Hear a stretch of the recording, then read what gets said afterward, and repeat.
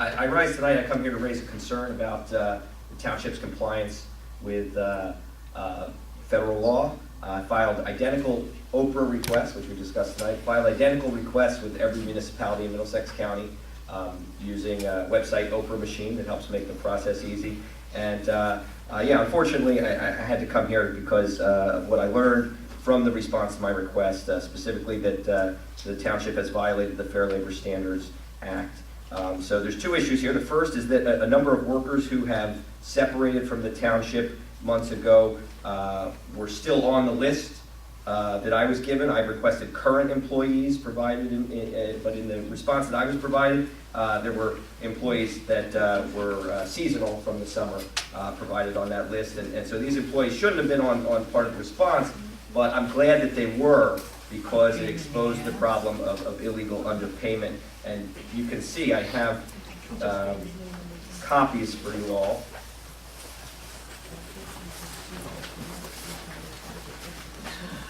It's enough for everybody. And so that's the portion of the response that informed me of what the hourly rates are. And I do want to thank your business administrator, Mrs. Marabella, for emailing and calling me. And I do have copies of our communication here, where she does explain some of the issues that I brought up. I was concerned that I saw very low pay rates. You know, I was you know, obviously following the developments with minimum wage.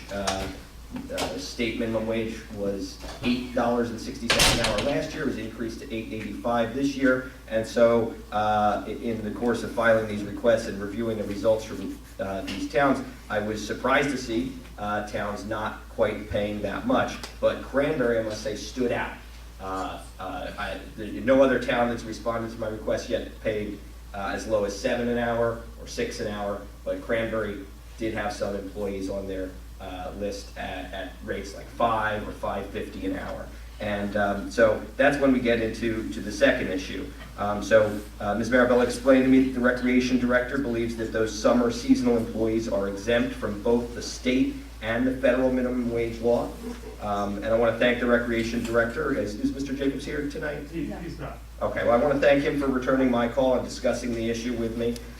You know, I do appreciate folks taking the time to talk this out. And you know, the way he explained it, there is an exemption from the state minimum wage law for municipalities, and that is, or was correct, at least until 1 week ago when Governor Murphy signed legislation that for the first time requires municipal governments to pay the same minimum wages that private businesses are required to pay.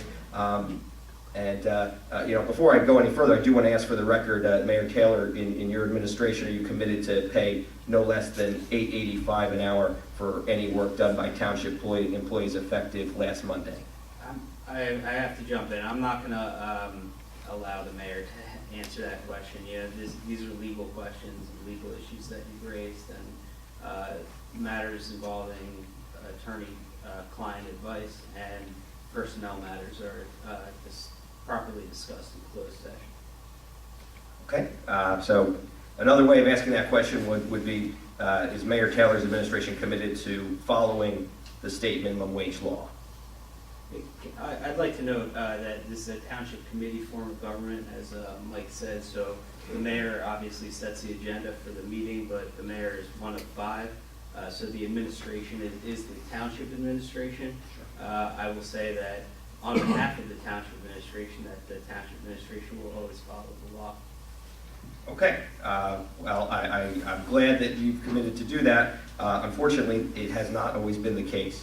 Now, so let's move on to the federal minimum wage. It's a moot point going forward because the state minimum wage is higher and now applicable, but it's significant because several employees of the township have been illegally underpaid over the past several years. If you allow me to explain, young workers who we can refer to as teenagers do have a special exemption from the federal minimum wage under the FLSA, Fair Labor Standards Act. It's not an absolute exemption, and it's certainly not a permanent exemption. The way it works is if you are under age 20, a teenager, for the first 90 days with a given employer, that employer is permitted to pay you the youth minimum wage, which is $4.25 an hour. But that is only for 90 consecutive days, and that is it. It expires after 90 days, and then the regular $7.25 per hour minimum wage kicks in. And so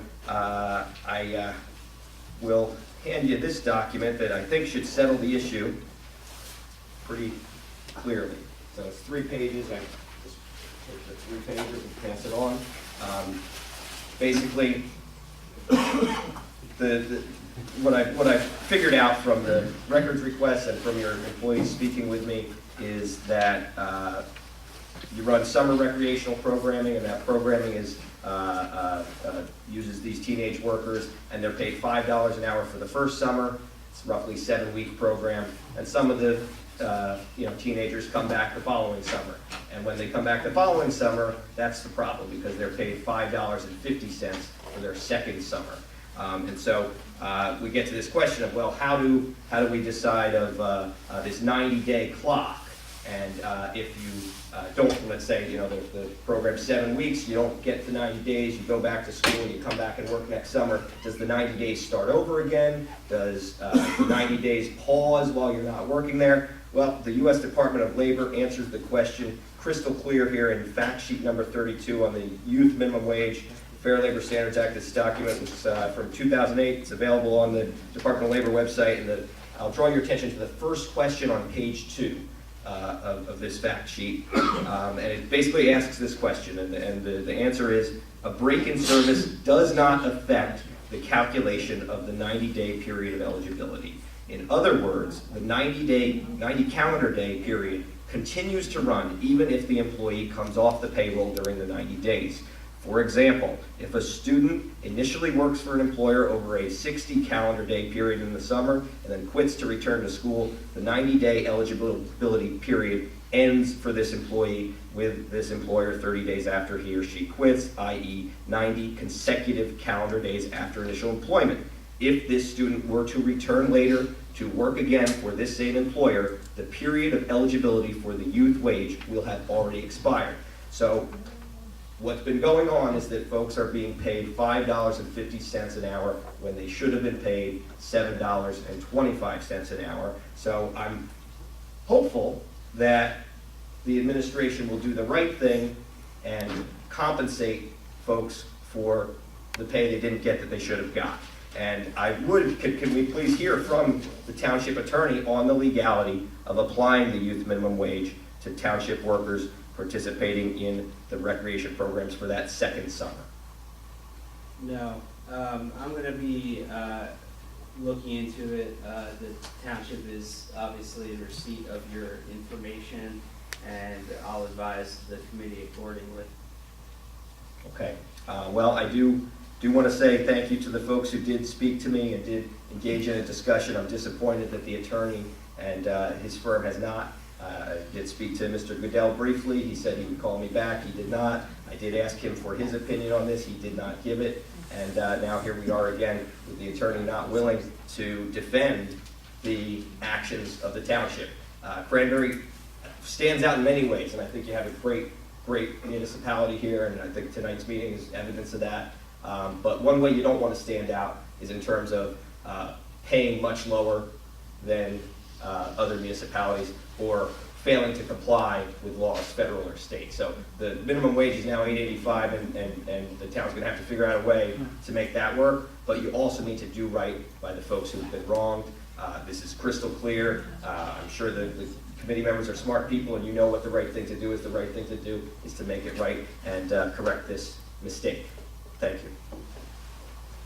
One question. Had you communicated all of what you said tonight to us previously? So I did.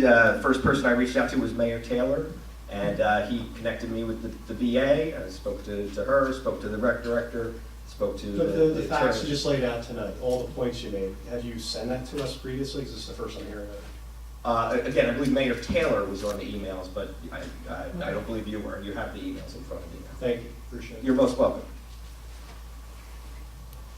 Follow-up comment. It's amazing times we live in, 2019. We have a person come here and raise an issue, and you're a former political candidate in New Brunswick. They jump on Twitter, and they say they got you, they got a town, you know, doing something wrong, then they show up and film it tonight. It's an interesting world we live in. It's not the world I enjoy. You know, I prefer to, you know, definitely take on and deal with issues and work with them and solve them, to not, you know, do gotcha stuff on camera, like we're doing here tonight. It's unfortunate, you know, but it is what it is. People can do whatever they want. It's a free country.